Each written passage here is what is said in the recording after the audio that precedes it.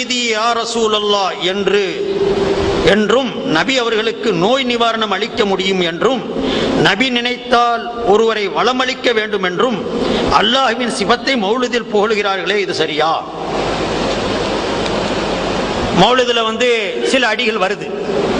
யா சய்யிதி யா ரசூலல்லாஹி குது பியதி மாலி சிவாக வலா அல்வி இலா அஹதி. என்னை விட அதிகமாக இங்கே மௌலிது ஓதுனவங்க இருப்பாங்க. அதோட அந்த கூட்டத்தில் அதிகமாக ஓதுனாலாம் இப்போ சுத்திக்கிட்டு இருக்கிறான். சுருட்டுற வரைக்கும் சுருட்டி போட்டு கடைசியில் பெரிய சுருட்டல் கிடைக்கும் போது இதை விட்டுட்டு போயிட்டான். விட்டுட்டு போய் ஏகப்பட்ட இடத்துல ரகல. என்ன சொல்ல வரீங்க? நிறைய அதை சொல்லணும்னா தனிப்பட்ட குறையா போயிடுங்கிறக்கான அதை தவிர்த்துக்கிறேன். அது தேவையும் அல்ல, அனாவசியமான முறையில். நான் அதே கருத்து தான் எப்பவும் சொல்றேன். யா சய்யிதி, என்னுடைய தலைவரே, யா ரசூல் அல்லாஹ், அல்லாஹ்வுடைய ரசூலே, ஹுதுபியதி, என்னுடைய கரத்தை பிடியுங்கள். இதுக்கு நேரடி பொருள். இதுல இலக்கிய நயத்துல என்ன சொல்ல வர்றாரு? நாயகமே, எனக்கு தேவையான நேரத்தில் சிபாரிசு செய்யுங்கிறார். கியாமத்துடைய சூழ்நிலையில நபி அவர்கள் ஷஃபாஅத் செய்வார்கள், சிபாரிசு செய்வார்கள் என்று ஹதீஸ்ல வருது. அந்த ஷஃபாஅத்தை எனக்கும் வழங்குங்கள் நாயகமே என்பதைத்தான் இலக்கிய நயத்தோடு அவர் சொல்றார். உங்களை விட்டா எங்களுக்கு யார் நபி நாயகமே கதி? நீங்களும் எங்களை கரம் பிடிக்கலன்னா, என் கணவர் என்னை கரம் பிடிச்சிருக்காருன்னு பொம்பளை சொன்னார்னு வைங்க, உனக்குதே கையே இல்லையே எப்படி பிடிச்சாருன்னு அகப்ப. என்ன அர்த்தம்? அனுசரிக்கிறாருன்னு அர்த்தம், கொண்டு செலுத்துறாருன்னு அர்த்தம், என்னை வழி நடத்துறாருன்னு அர்த்தம். நாயகமே என்னை கரம் பிடியுங்கன்னு சொன்னா என்னை அல்லாஹ்விடத்துல சிபாரிசு செய்யுங்க. நான் சொல்றேன், முறையான அர்த்தம் வைங்க. சரியான பொருள் சொல்ல முடியுமா? முடியாதா? இதுக்கே நேரடியான பொருள் இருக்கிற கையை பிடிச்ச ரசூலுல்லாஹ் இங்க இழுத்துட்டு போறாங்களான்னு ஏன் வைக்கிற அர்த்தம்? தேவை என்ன இருக்குது? அதே மாதிரி நோய் நிவாரணம் அளிக்க முடியும் என்று ஒரு இடத்துல சொல்றார். நாயகமே, அல்லாஹ்விடத்துல துஆ செய்து எனது நோயை போக்க வையுங்க. நீங்க நோயை போக்கியவர்கள் வாங்க.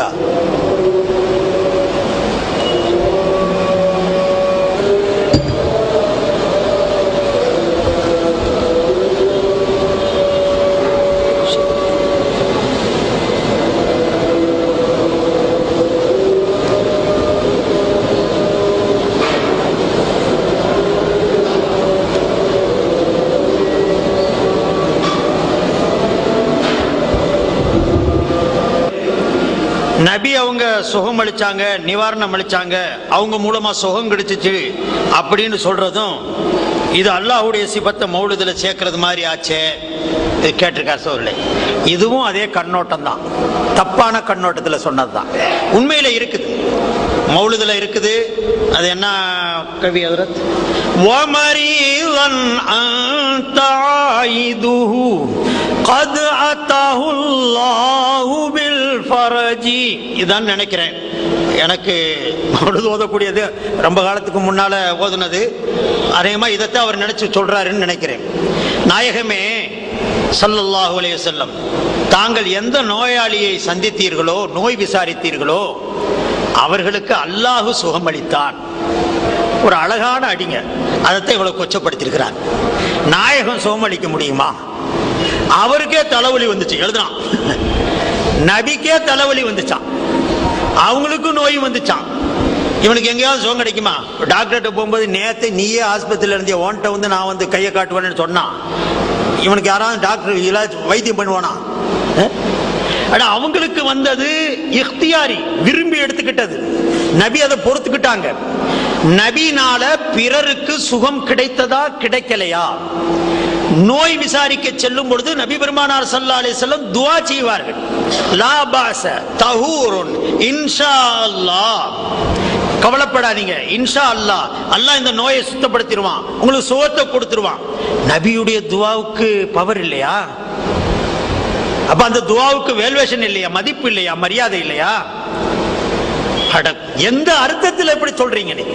வைதா மரிஸ்து ஃபஹுவ யஷ்ஃபீன், நான் நோயாளி ஆயிட்டா அல்லாஹ் தான் சுகம் கொடுக்கறான், சந்தேகம் இல்லை. அந்த அல்லாஹ் கொடுக்கிற சுகம் நபியுடைய துஆவுனால வருதுன்னு தானே அவர் சொல்றாரு. நபியே நேர சுகம் கொடுத்துட்டாருன்னு சொல்றாரா? நபி செய்தாங்க, நபி சொன்னாங்க, அதன் மூலமாக அல்லாஹ் சுகத்தை கொடுத்தான். வமரீதன் அந்த ஆயிதுஹு, எத்தனையோ நோயாளிகளை தாங்கள் நோய் விசாரித்தீர்கள். கது அத்தாஹு, அல்லாஹு பில் ஃபரஜி, அல்லாஹ் அவர்களுக்கு நோய் நிவாரணத்தை வழங்கினான். என்னப்பா தப்பு இருந்துச்சு இதுல? இப்ப நபி துஆ செய்து அவங்களுக்கு நோய் நிவாரணம் கொடுக்கலையா? எத்தனை நிலைகளை சொல்லணும் சகோதரர்களே, எத்தனை காட்சிகளை சொல்லணும். நபியுடைய மோஜிசாத்துக்கள் எண்ணற்ற. புகாரில இருக்குதப்பா, அட முஸ்லிம்ல இருக்குதே. மூச்சுக்கு 30 தடவை புகாரின்னு சொல்ற உனக்கு அது கண்ணுக்கு தெரியலையா? எத்தனை இடத்துல இருக்குது. சாயிப் இப்னு யஸீத் அவங்க சின்னம்மா அல்லது பெரியம்மாக்கு ரசூலுல்லாஹ் ஸல்லல்லாஹு அலைஹி வஸல்லத்துல கொண்டு வந்தாங்க. கொண்டு வந்து சொன்னாங்க, இன்ன இப்ன உக்தி வஜிஉன், நாயகமே என் சகோதரியுடைய மகன் சிறு பையன் 6-7 வயசு என்னமோ நோயாளியாவே இருக்கிறார் நாயகமே, இவருக்கு துஆ செய்யுங்க. நபிகள் நாயகம் ஸல்லல்லாஹு அலைஹி வஸல்லம் ஃபமஸஹ ரஅஸஹு, சாயிப் இப்னு யஸீத் சொல்றாங்க, என் தலையை ரசூலுல்லாஹ் தடவுனாங்க. அல்லாஹு அக்பர். நோய் காணாம போச்சு. அப்ப நபிக்கு என்ன அர்த்தம்? உன் கை மாதிரி நினைச்சியா? நீ வச்ச உடனே வைரஸ் பரவும். நபியுடைய கை அப்படி இல்லையே. வரலாற்றுல எழுதுறாங்க, அவர் மௌத்தாகிற வரைக்கும் தலை நரைக்கல. நபி ஸல்லல்லாஹு அலைஹி வஸல்லம் வச்ச கை பல்லு விடுகல. ஏறத்தாழ 100 வயசுக்கு பக்கமா இருந்தாரு. நபியுடைய பவர் இருந்துச்சு. இந்த சரித்திரத்தை யோசிச்சு அவர் சொல்றாரு,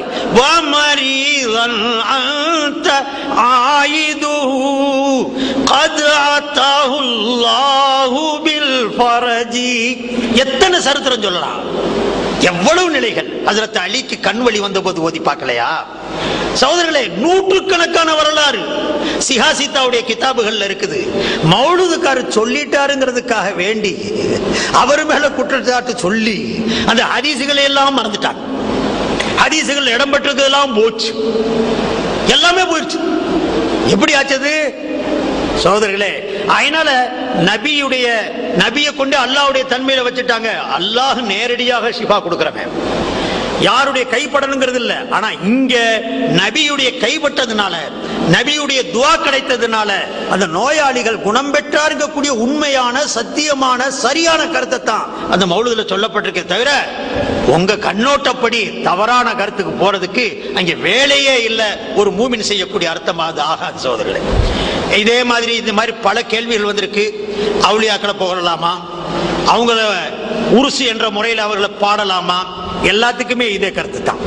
அவங்களுடைய எந்த செய்த பணிகள், ஹிதுமத்துக்கள், அவருடைய வாழ்க்கையில் நடந்த கராமத்துக்கள், இவைகளை எல்லாம் எடுத்து வைத்து தொகுத்து கவியாக ஒருத்தர் பாடுகிறார் என்று சொன்னால் அதற்கு சரியான பொருள் எப்படியாவது சொல்ல முடியும் என்று இருக்குமே. ஆனால் அந்த பொருளைத்தான் சொல்லணும் சோதர்களே. முரண்பட்ட அர்த்தம், மனமுரண்டான கருத்து சொல்லுவது இது முஸ்லிமுக்கு அழகல்ல. அது யாரை பத்தி பாடியிருந்தாலும் சரி, யாரை பத்தி பாடியிருந்தாலும் சரி, சமயத்துல இலக்கிய நயத்தோட பாடுறதா. நான் சொல்றேன்ல, நேரடி கருத்துல பாடுனா அது கவியே ஆகாது. நம்ம கலைஞர் கருணாநிதி கூட அந்த அண்ணாதுரை இறந்த நேரத்தில் அந்த கூட்டத்தில் ஒரு உதாரணத்துக்கு நான் எடுத்து சொல்றேன். மவுண்ட் ரோட்ல அண்ணாவுடைய சிலை இருக்குது. மெட்ராஸ்ல எங்கெங்க சிலை இருக்கு? மவுண்ட் ரோட்ல இருக்குது. அந்த நேரத்தில் அவர் எழுதின அந்த கவியை நான் படிச்சிருக்கிறேன். கவிங்கிறது தான் கொஞ்சம் கற்பனை கலந்து ஒரு இலக்கிய நயத்தோட ஒரு சத்தியத்தை எடுத்து சொல்றதுக்கு பயன்படுத்தக்கூடிய வழிமுறை.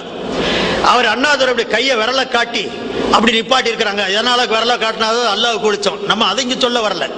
கலைஞர் அதை எடுத்து பார்க்கும்போது கருணாநிதி சொல்றார், அண்ணாவே நீங்கள் விரலை காட்டி ஆணையிடுகிறீர்கள் என்றல்லவா நினைத்தேன், ஆனால் ஓராண்டு காலத்தில் போய்விடுவேன் என்பதை அல்லவா நீங்கள் சுட்டி காட்டியிருந்தீர்கள். ஒரு விரலை காட்டி தூக்கி காட்டி ஒரு வருஷத்துல போய் சேர்ந்துட்டார். அவரு சேர்ந்ததுக்கு அவர் சொல்றார் தன்னுடைய பாணியில, விரலை உயர்த்தி காட்டியவுடன் எங்களுக்கு ஆணையிடுகிறீர்கள் என்று நினைத்தேன், ஆனால் நீங்கள் சுட்டி காட்டியிருக்கிறீர்கள் ஓராண்டு காலத்தில் போய் சேர்ந்து. நான் அவர் சொன்னதுக்கு ஆதரவு அளிச்சு அல்லது அவர் வேண்டி விரும்பி தலையை தூக்கி வச்சு போல்றேன்னு அர்த்தமே அல்ல. அதுக்கு நமக்கு காது தூரம், அரசியலுக்கு நமக்கும். நான் சொல்ல வந்தது, அவர் ஒரு கவிஞர், கலைஞரும் கவிஞரும் தான். ஒரு கருத்தை எடுத்து சொல்ற நேரத்தில் இலக்கிய நயத்தோட அது ஒரு கற்பனையான முறையில் எடுத்து சொல்றார். அதுல சத்தியம் இருக்குதோ இல்லையோ அடுத்த விஷயம்.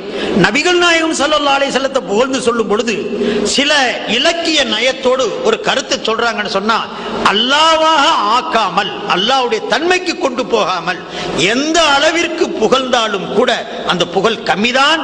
அது நபிகள் ஸல்லல்லாஹு அலைஹி வஸல்லத்தை போல்றதா இருந்தாலும் சரி. அதே மாதிரி வலிமார்கள் இருக்கிறார், அவர்களை பற்றி புகழுரைகள். அதுல சரியான பொருள் சொல்ல முடியுமா? எனக்கு வழிமாறுகளை பத்தி எந்தெந்த மௌலுதுல என்னென்ன சொல்லியிருக்காங்க இது எனக்கு தெரியாது. நான் சொல்ல வர்றது ஒரு வேண்டுகோள். குறிப்பா அந்த சகோதரத்தில் நான் கேட்டுக்கிறது என்னன்னு சொன்னா, கவின்னு வந்திருக்குது, ரெண்ட பாருங்க, சரியான அர்த்தம் வைக்க முடியுதாங்கிறதும் பாருங்க, அல்லது தப்பான அர்த்தம் வைக்க வருமா, அதுதான் வழியா, வேறு வழியே இல்லையாங்கிறத பாருங்க. முடிஞ்ச வரைக்கும் சரியான அர்த்தத்தை வைக்க பாருங்க. ஒரு சமயம் உங்க மண்டையில படலன்னு சொன்னா, யார் அதை படிச்சிருக்கிறாங்களோ அவங்கள்ட்ட போய் கேளுங்க, இதுக்கு என்ன பொருள், எனக்கு விளங்கல, இதுக்கு ஏதாவது மாற்று பொருள் உண்டா, நேரடி பொருள் இதுக்கு கருத்தா அப்படிங்கறத விளங்க பாருங்க. அது அல்லாம எடுத்தேன், கவிழ்த்தேன், வீசினேன், புரட்டினேங்க கூடிய முறையில யாரை பத்தி உண்டான புகழுகிறீங்களா நீங்க சொல்லலாம். அவுலியாக்கள் மற்றவங்க எல்லாம் ஏன் புகழணும்? புகழணும். நான் சொல்றேன், நீங்க சொல்றதுக்கு யாருன்னு கேட்பான். நான் சொல்லல, நபிகள் நாயகம் ஸல்லல்லாஹு அலைஹி வஸல்லம் சொல்றாங்க, உதுகுரு மஹாசின மௌத்தாக்கும், உங்களை விட்டு மரணித்து போனவர்களுடைய நல் தன்மைகளை, நற்குணங்களை, நல் பண்பாடுகளை, நல் வேலைகளை மக்களுக்கு மத்தியிலே எடுத்து சொல்லுங்கள் என்கிறார்கள் நபிகள் நாயகம் ஸல்லல்லாஹு அலைஹி வஸல்லம். அது கவியுடைய நடையிலே இருந்தால் என்ன, உரையுடைய நடையிலே இருந்தால் என்ன, நம்முடைய முன்னோர்கள் பெரியவர்கள் அவர்கள் செஞ்ச தியாகங்கள் அதை நபிகள் நாயகம் ஸல்லல்லாஹு அலைஹி வஸல்லம் அங்கீகரித்து இருக்கிறார்கள்.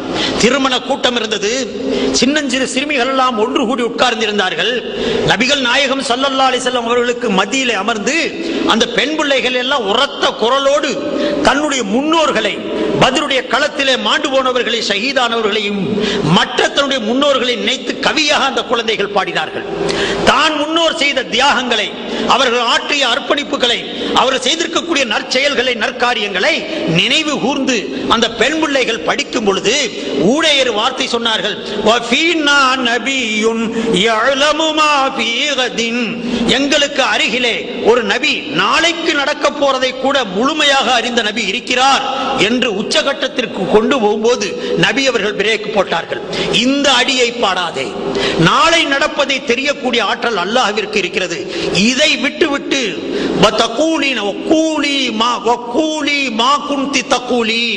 இதற்கு முன்னால் உங்களுடைய முன்னோர்களை எல்லாம் புகழ்ந்து பாடினீர்களே அதை பாடுங்கள். எனக்கு கைபை அறியக்கூடிய அனைத்து அல்லாஹ் அறிவதை போன்று நான் அறிவேன் என்ற கருத்தை கொண்டு இதை சொல்ல வேண்டாம், இந்த அடியை தவிர்த்து விடுங்கள், இதற்கு முன்னால் உள்ள அடியை பாடுங்கள் என்றார்கள் நபிகள் நாயகம் ஸல்லல்லாஹு அலைஹி வஸல்லம். அப்ப நம்முடைய முன்னோர்கள், அது சஹாபாக்களாக இருந்தாலும் சரி, வலிமார்களாக இருந்தாலும் சரி, உங்களுடனே வாழ்ந்திருந்த சகோதரர்களாக இருந்தாலும் சரி, மரணித்து விடுவார்களே, ஆனால் நபிகள் பெருமானார் ஸல்லல்லாஹு அலைஹி வஸல்லம் கட்டளையாக சொல்லுகிறார்கள், உதுகுரு மஹாசின மௌத்தாக்கும், மரணித்து விட்ட உங்களுடைய நல்லடியார்களுடைய நற்செயல்களை எடுத்து சொல்லுங்கள், கூறுங்கள் என்கிறார்கள். ஆகையினாலே அவர்கள் எதையாவது மௌலிதுல அல்லது அவர் பெரியாருடைய பெயர்கள்ல பாடப்பட்டு அது அரபாகவோ தமிழாகவோ மாற்று மொழிகளிலோ எடுத்து சொல்லப்படுதுன்னு சொன்னா அதை அங்கீகரிக்கலாம், ஏற்கலாம், அதுல எந்த தவறும் அல்ல. உரை நடையிலும் இருந்தாலும் அதற்கு அதே கருத்து, அதே பொருள்தான். கவியுடைய அடிப்படையில் இருந்தாலும் அதுக்கு அதே கருத்து தான். ஆகையினால் அதற்கு ஒரு தடை இல்லை என்பதை நாம் விளக்க கடமைப்பட்டிருக்கிறோம். ஒரு கேள்வி தான் கேட்குறாங்க சொல்லி விட்டு